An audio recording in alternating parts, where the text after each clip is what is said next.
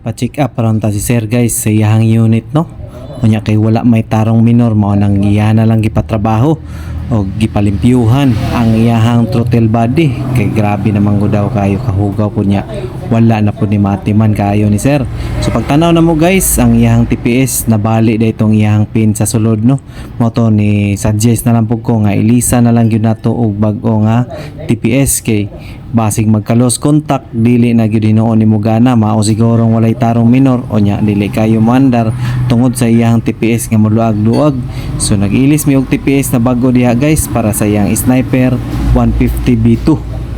Tapos ang kaning motor ni sir guys naka super stock na po dahil no, open throttle body nga 32mm o nya 59 bore para sa iyang super stock nga setup.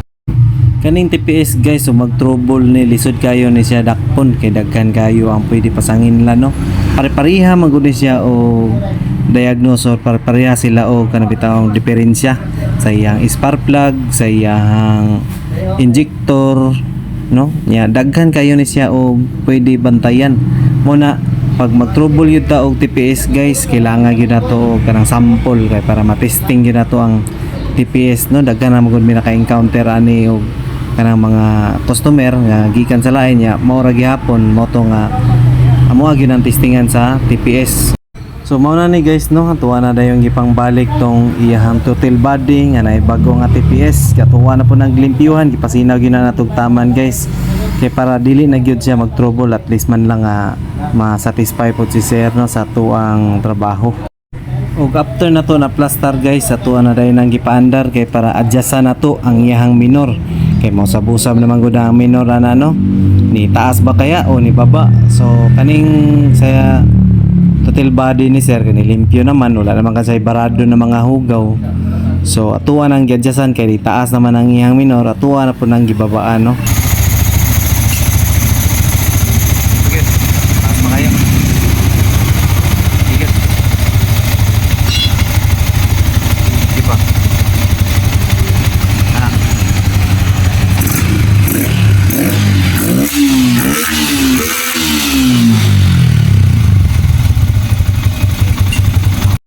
So muna na guys no, guwapo na yung kayo ang pick up sa motor ni sir kay bago nang limpyo ang iyang throttle body bago pag yun TPS.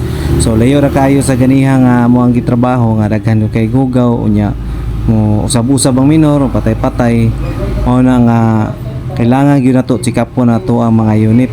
So pagkahuman na to og limpyo o paghuman na to og trabaho sa iyang throttle body guys, gusto po ni sir nga pagpatrabaho sa iyang telescopic kay nibuto na magud ang iyang telescopic ko nagleaking na nga nga tuwa na lang pong trabahoon kay ang kaning ball race ni sir diferensyado na pud ni. So ako nang giingnan si sir nga ilisana na gyud yung ball race pero kay budget pa man ang iyahang giapas mo nang giunan niya tong sa iyahang TPS or iyang throttle body og kaning iyang telescopic kay sagunto na kayo wala na i-play nahurot na ang oil guys.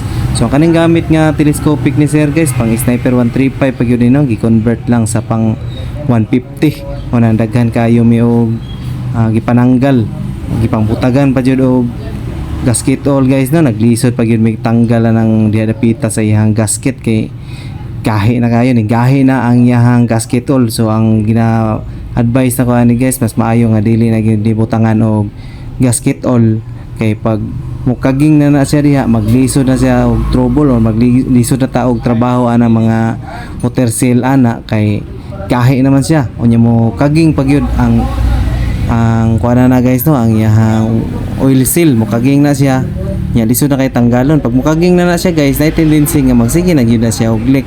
Mas maayo gyud tong humok gyud tong iyang oil seal kay para mo sabay lang siya sa motion sa bounce sa iyang telescopic no, sa iyang inner telescopic. Og fast forward na ta guys no, atumban na to og trabaho ang iyang telescopic tuwar po nang gipang balik no o gipang plaster po na to tama ng iyang telescopic diha. So katong gusto magpatrabaho guys abante lang mo dire sa Puldets Motor Parts no, na alami located sa Matina Crossing pasulod lang sa Matina Playa Road, Davao City. Dali ra kay inyo matudan guys, nara pod mi sa Google Map or PM lang po ko sa akong page guys no, Puldets Motor Parts lagi hapon. So dali ra kayo ug salamat kayo guys no, ug amping mo kanunay sa inyong mga biyahe.